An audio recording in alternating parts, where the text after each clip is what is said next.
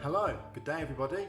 Welcome from a beautiful sunny morning here in Wrocław, Poland.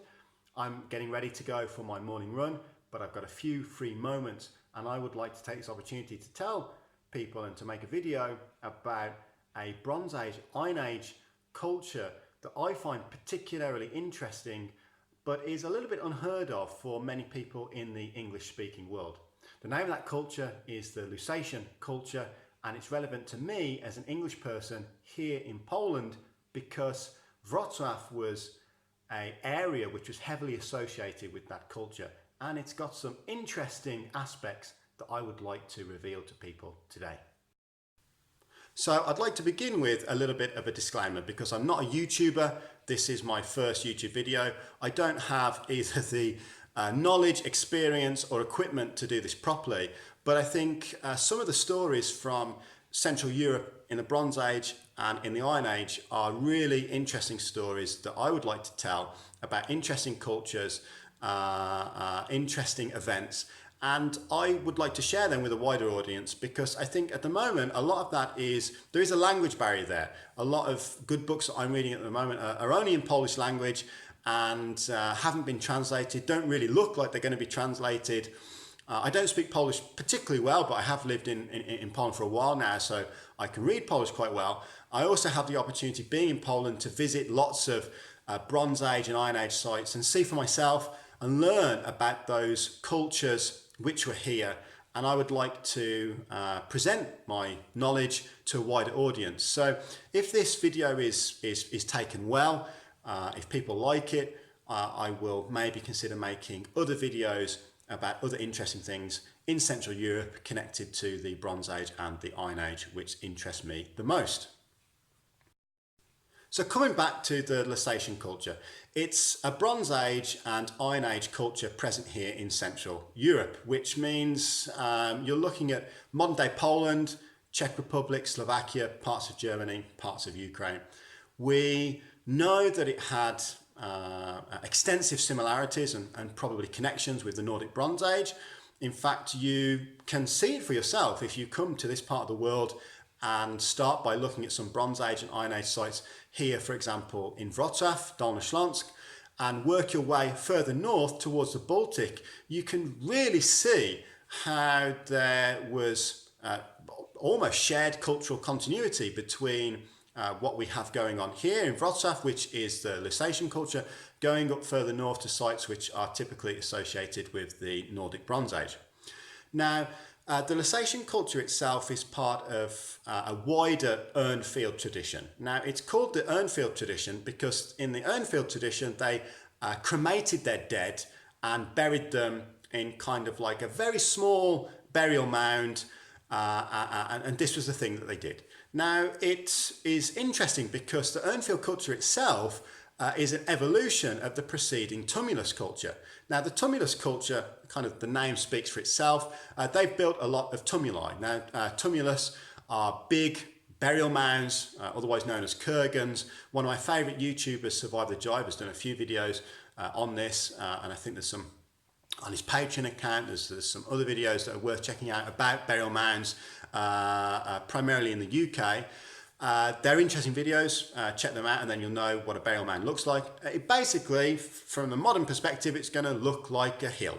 And inside that small hill, larger hill, in some cases, there would have been a great man, a great person. Now, originally, when I was considering the differences between the Tumulus culture and the Urnfield culture, the Urnfield tradition and the Lusatian culture, and how the burial rites seem to be almost the exact opposite of each other, my kind of thinking went along the lines of that perhaps in the Urnfield culture and the Lusatian culture, that some of the requirements of the burial mounds disappeared, that maybe this was a more peaceful or socially stable period of time where there wasn't any need to show people that this was your land or your territory, because it was known and your neighbours were acting in a rather friendly way to you, so they weren't likely to come and question whose land it is or come and take it from you. That's probably not the right perspective, to be honest. There was a paper in 2012 by an academic called Frank Falkenstein, and he came up with the idea that a lot of the metaphysics behind building a kurgan or a burial mound existed in the Urnfield burials. The Urnfield burials probably required more manpower to produce. So even though you don't have this lasting burial mound that we still even can observe today in many parts of Europe and Eurasia and things like this, you needed to collect an awful lot of wood to burn the body well, and this would have required men. And Frank Falkenstein worked out that it probably required more effort to burn a body well and produce a typical Urnfield burial, which may have had a small kurgan as well. Usually they would build a mound and put the urn on top. That all of this would have taken more effort than just a kurgan burial. And probably other people knew this. So if you buried your ancestor in such a way, you had this magnificent funeral pyre late at night, I can imagine, with a big feast surrounding it and offerings being made, that this would have had a huge impact on people's memory. Maybe one can almost argue that perhaps the kurgan way of honouring your ancestors was a little bit overdone or wasn't impressing people. Switching to this Urnfield style was impressive, and it left a lasting memory in people who witnessed this rite, this burial rite. You can imagine that people would invite members of neighbouring tribes. The larger family group would come to watch this burial, and it would perhaps be a moment that would stay with people and be remembered better and more vividly than a kurgan burial, a tumulus burial, which was the way of doing things previously. Also in the 2012 paper, Frank Falkenstein talks about how probably there was a lot of both going on. There were probably kurgans built where the Urnfield or the flat graves, the Urnfield culture is also called, is synonymous with flat graves, were put into these kurgans. So today when we dig them up, we might not be able to see exactly how they were positioned or orchestrated in the past. But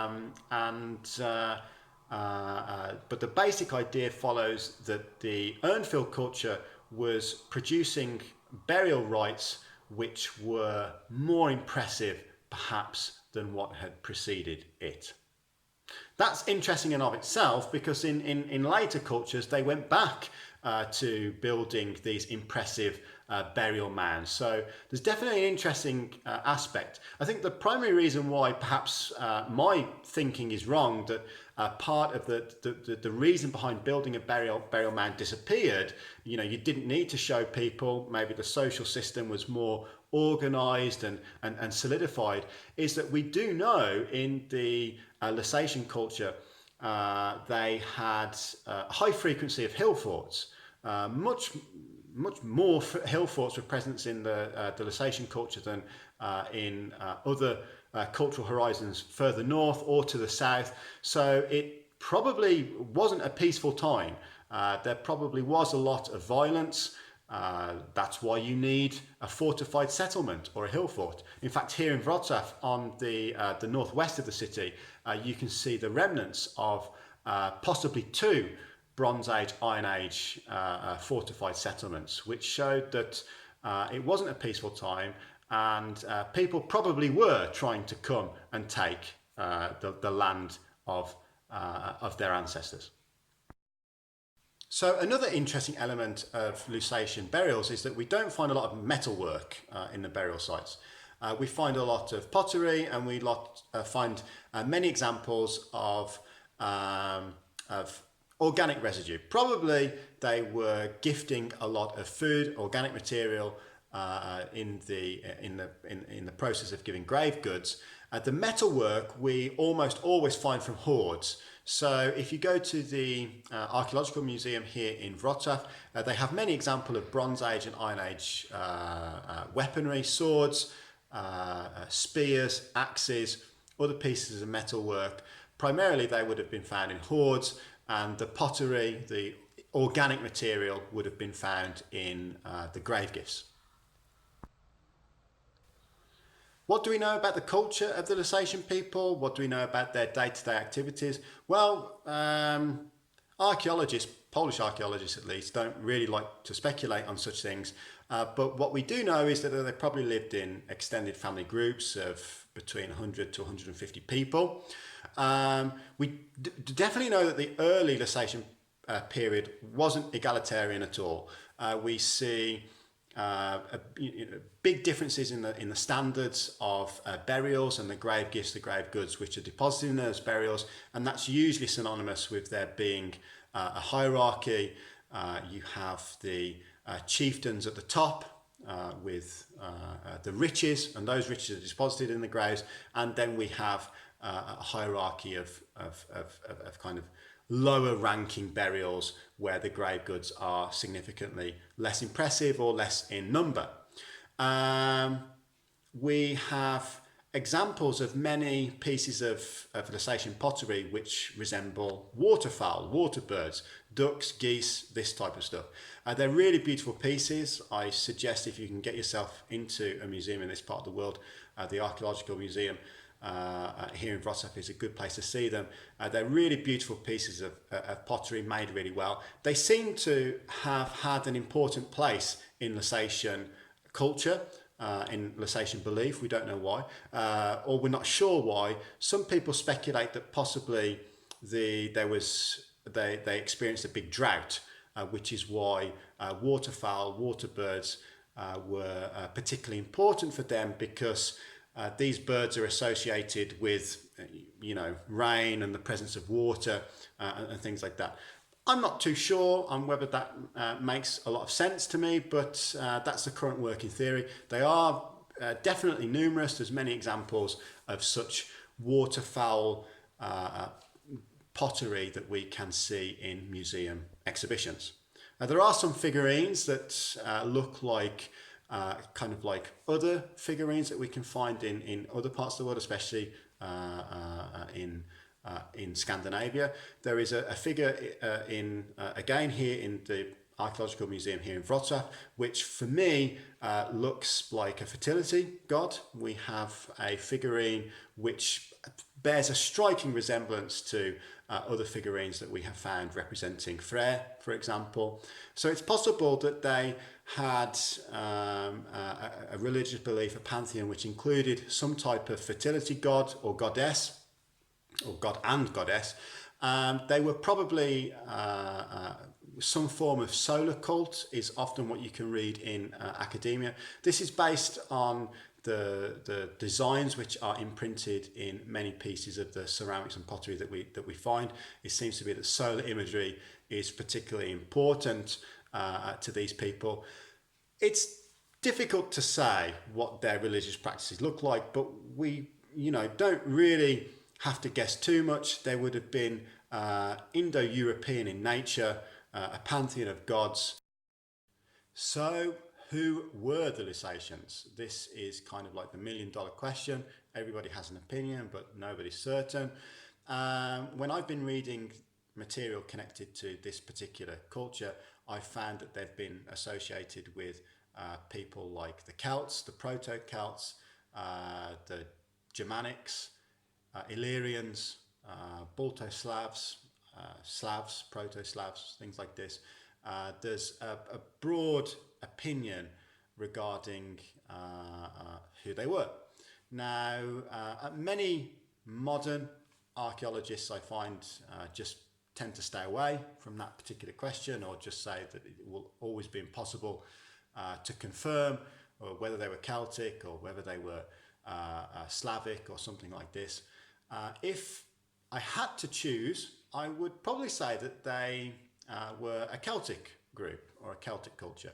And I say this because about 30 minutes south of Wrocław, where I am now, we have a small mountain, and on that mountain it's been associated with Celtic religious practices. We have a few interesting sculptures of bear sculptures, bear statue on this mountain. There doesn't seem to be too much debate that this particular mount, this particular high point, it's described as a mountain. It's not particularly tall at all. I think it's less than 1,000 meters in height. Was associated with the Celts, and in fact, when I visited museums in the local area, quite often I noticed that museums don't necessarily like to give a cultural tag to the Lusatian people other than they were Lusatians. But in a few places you can see, for example, I saw a reconstructed grave in one museum which was displaying what was said to be the remains of a Celtic warrior. So there does seem to be this kind of like idea that perhaps the Lusatians were connected with the Celts, perhaps they were Proto-Celts speaking a very early form of Proto-Celtic. I think there is some evidence, and I will link this in the comments below or the description box below, that some of the place names in the local area, especially here, possibly have etymologies which are Celtic. I think Legnica is one town which stands out as possibly having a Celtic etymology.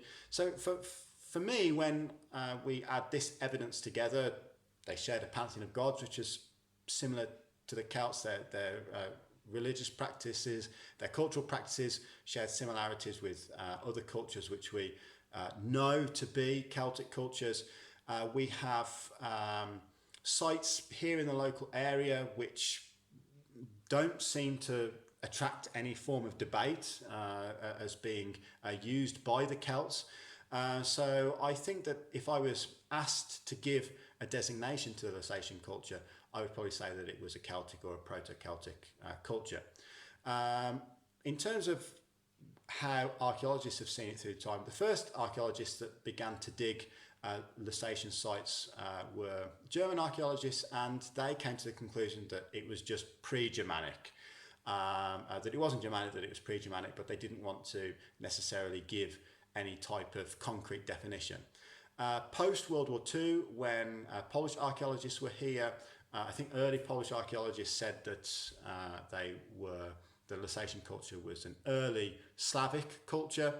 As I said, in kind of like Polish literature now, this type of designation isn't really popular.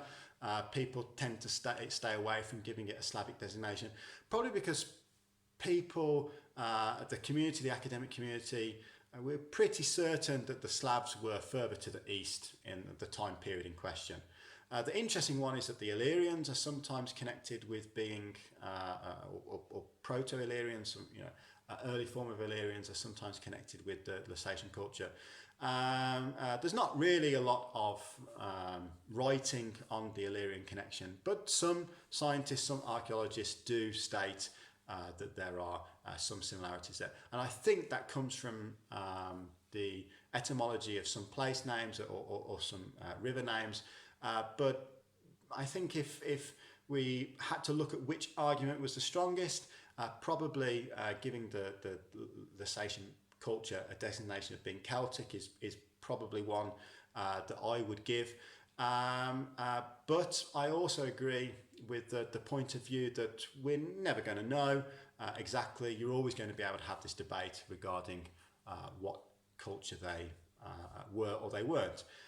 Personally, what I can say is, being an Englishman, and like most Englishmen, I have some Celtic ancestry, some Welsh ancestry, things like this. Now, I know the continental Celts and the Celts in the British Isles were quite distinct, but I do feel that there is some kind of spiritual connection between me as an Englishman and this land here in and around Wrocław.